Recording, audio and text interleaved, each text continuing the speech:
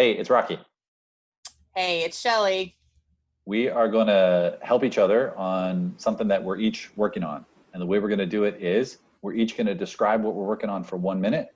The other person will then take 2 minutes to ask questions and give a suggestion. And then we'll have 2 more minutes to have sort of a back and forth about it. And Shelley is going to go first. Shelley, go. All right. So I have this idea. I call it VBS, but not.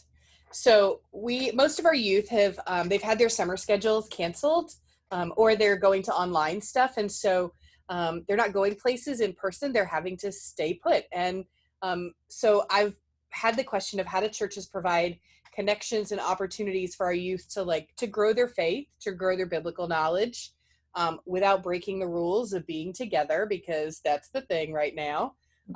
But also maybe get them out of their houses for a few hours, and also still stay connected to the church. And so what I was thinking about is, we're not a church that does Vacation Bible School, but I just thought, what if we had some sort of a short program, like a week long, that was like Vacation Bible School, but wasn't like a retreat, but you go home every night.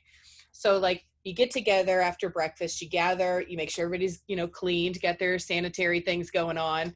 Oh, that's only 1 minute. That's fast. I'm going to just keep going. Yeah, keep going. And, introductions, check-ins, do a game, like pool noodle game, sort of what I'm thinking. Like, you can keep your distance with pool noodles. Bible study time, having lunch together, like at a local place or something like that. Or we could bring our lunch. Have some hammock time, some FOB downtime where you read a book or just take a nap or just hang out for a little bit. Because at our church, we have a ton of trees everywhere. And so there's plenty of hammock space. And then revisit the Bible study, but do it in a practical way. So some sort of active thing that they're doing where it's like either picking up trash by the beach or, walking through the community and picking up trash, or helping, do yard work for one of our community partners, kind of thing. Coming back together for a closing ritual and then head home for the afternoon. So that's my idea that I'm working on that took way more than 1 minute. All right, I'm now going to start a 2-minute timer for feedback and response. Okay, so what is the age of student you're thinking will do this? So I am working with a much smaller church youth group than what I used to work with. And so I have about 4 active youth. 2 of them are in 6th grade. One of them is like 9th, 10th grade. And another one is about to be a senior in high school. And so they run the gamut of ages, but they know each other and they've got a good repertoire with each other. And this is all in person. You're not talking about doing something virtually. You're talking about something you can do in person. I'm talking about doing it in person, but in ways that we would be able to social distance. So I suppose this is probably something that would be better for smaller youth groups that have got some size to stretch out on. Yeah. Are you going to have a cap, like a max number of people? I mean, for me, it would definitely so we have to follow the state guidelines here in Connecticut. And so no more than 5 people or something like that can gather. So if it was just me and the 4 youth, or even if it was another adult with me, which there should be another adult there, we can still spread out enough because at our church there, we have enough space outside, especially, that we could actually spread out. So you would be planning on keeping everybody 6 feet apart through the entire program? Yes. Wow. Okay. That's the whole goal. Okay. What is the main, for you, objective? What's the benefit? What problem would this solve? I think it solves a couple of problems, or maybe not solves problems, but responds to a couple of needs, I think. One is just the need to physically see each other. There was this recent article going around on Zoom or on Facebook talking about Zoom fatigue. Yeah. And our kids are especially feeling that Zoom fatigue. I mean, my kids sit online all day staring at their classmates and their teachers doing their schoolwork. And this is a new thing for them. So it answers that, but then it also sort of responds to the question of all our kids' stuff has been canceled this summer. What do we do? Yeah. Okay. So I'm going to set this timer again for 2 minutes, and we'll just spend the last 2 minutes kind of going back and forth about it. It seems like it definitely meets a need. I'm having a hard time imagining how you're going to keep people 6 feet apart. One of the things that a colleague sort of put to me the other day was, what are we going to put when we can get together as the guidelines for separation? That's one thing. And then can you actually enforce those? So that's, Right. I think that would be the question for this is, will you actually be able to enforce that distance? Right. Right. And I think that is the big question of, can you actually enforce it? I think it's more doable with a really small group. I mean, again, I'm dealing with 4 teenagers here. Yeah. 3 of them identify as female. Like, so, I don't have these like crazy middle school little boys running around everywhere. It's like it's a different vibe right now Yeah. with them. And so they tend to be a calmer group. So I don't think this is something everybody could try to attempt. Sure. I think you're dead on with the need that it would meet for kids to actually be together, right? I mean, this is what this is doing to us to not be able to be with our peers and friends is significant. When you start talking about going to places in the community, like going to lunch to someplace, I'm curious how you imagine that going. So it wouldn't. So that's the thing, is you're not going to lunch anywhere. Oh, okay, so okay. where we're at in Connecticut, and we're in Stamford, and so we can walk around town. Like our church is right downtown, and so we can walk down to the Bedford Street Strip, which is where all of our restaurants are.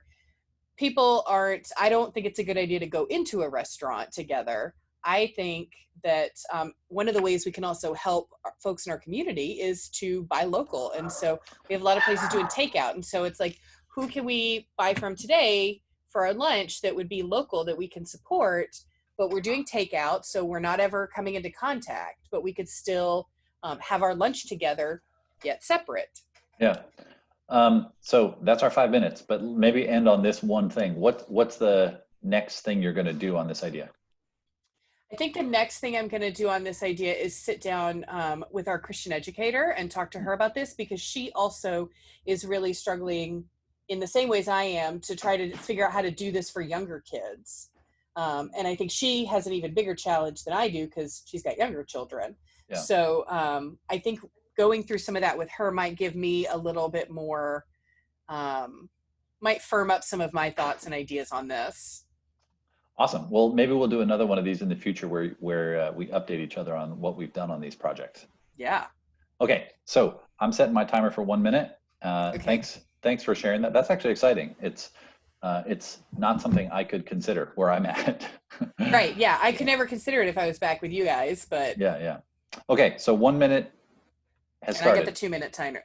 Go. Okay. So the thing I'm working on is a summer youth group program, particularly weekly youth groups in the summer, which we don't typically have here in Chicago. We usually don't do that in the summer because we do trips. We actually had 4 trips on our calendar for this summer with junior high and senior high, and those are all off.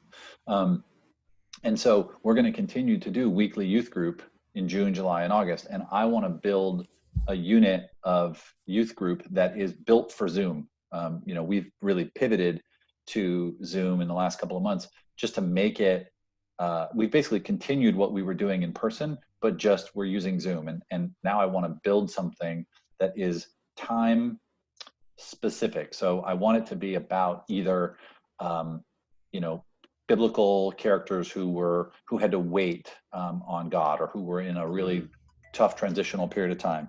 Or I'm also thinking about what if we actually spent time this summer reading biblical stories of like pestilence and famine. I mean, I'm not kidding. I'm being serious. That kind of sounds amazing, and I have some kids that would probably be into that. Yeah. And so that's kind of what I'm working on. It'd be probably 10 to 12 weeks. There'd be a junior high piece and a senior high piece. I think the content would probably be the same, but what I built for each group would be, developmentally different. But yeah, I wonder what you thought of, what comes to mind for you about possible material to use or approaches with that? Yeah, that's a really good question. I think I like this idea of focusing on Zoom, because you've learned to pivot on that, and also just knowing your context. I think Zoom is the safest thing to do, but I also like this idea of of waiting, because that's exactly what we're in a time of, is waiting. I wonder if in part of that you also might think about exploring, what does waiting bring about for us, like, in this time, thinking about the grief that can come with Mm. waiting, the anxiousness and the anxiety, and thinking about some of those other things that sort of fold into waiting for some people, or even like the excitement of things, of how things can be really exciting when you're waiting. Mm. Maybe those are things to like flesh out throughout, this extended thing, if you're thinking of like for 12 weeks of this. Yeah, it doesn't have to be a downer every week. Right. Or my other thought is, my other question is, what would it look like if, like, what would some sort of project be? If you were to give them a Mm. project, like, we're going to study pestilence this week, kids. Here's your project on pestilence to bring back to everybody. Like, how would you help engage them creatively? Develop a vaccine for coronavirus. You might have some that could do that at that Yeah, church. yeah, right. No, that's an interesting thought. I hadn't been thinking about a project, like practical application of it. Hmm. Mm-hmm. Okay. Or even if it's just like one of those cheesy threefold science, fair boards of like, this is my thing of pestilence. I bet you'd have some kids that would be good at that. I think you're probably right. The thing that brought this to mind was a song. A couple weeks ago, this singer-songwriter guy I followed for a while named Seth Glier, or Glier, I don't know how you say it. It's Glier. He released this song called Till Further Notice, and it's really beautiful. And I thought that that's what I would title this unit, is Till Further Notice. And it would That's really interesting. Yeah. That really is. So you're imagining this would be for 2 tracks, so senior high and junior high. Yeah. How would you differentiate them from each other? So like I said, I think the content would be the same. So for example, if we started with Abraham and Sarah, right? The instructions from God to leave your country and go to the place I'll show you, right? That's till further notice. I think with junior high, I'd really focus on just helping them understand the story. And I want them to be able to tell me what happens in that story, and then push a little bit on like, where are you in this story? What does this say to us? Mm-hmm.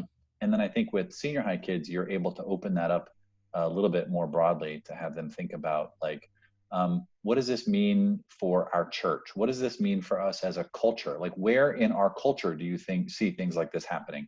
To make it a little bit more systems level for them, and for both of them to really push for a personal identification with these biblical stories, for what's happening in the world around us. Nice. Yeah, I mean, it's exciting to talk about, but you know how it is when you start to actually build something out. It's like right. it never actually feels as good as it was in your head. No, it doesn't. It's never is it. When you have to put some like rubber to the road, you're like, oh, this is hard. Yeah. This is actually this isn't as exciting. Yeah. So I've started a draft of like what stories we'll do on what week, and maybe I'll flesh those out a little bit more and send them to you, and you can tell me what you think. Are you anticipating like having others lead it? Like, I mean, you've got folks in your church that can lead things like this. Are you anticipating calling on some of those people and having them do it? Or yeah, by necessity I would, because I probably wouldn't be available every single week with right. Vacation week here and there. So most definitely. And I'm finding the challenge of designing stuff for other people to lead, designing curriculum for others to lead on Zoom is harder than designing curriculum for others to lead in person. Even just like last night, I had a game that I had breakout leaders doing, and I'd given instructions for how to do it, but there were too many steps in the instructions, and the leaders spent a lot of time just trying to figure out what I wanted them to do. Yeah. It just didn't. And on Zoom, you can't just like wing it as well as you can in person. So you really can't. All right. So what are you going to do next with this, Rocky? I'm going to assign each week with the biblical story that I'm going to use, and write up a little like synopsis of what the main idea would be. And I'm going to send it to you for your feedback. Done. All right. This was helpful. Thanks, Shelley. Thanks, Rocky. All right. See you later. See ya.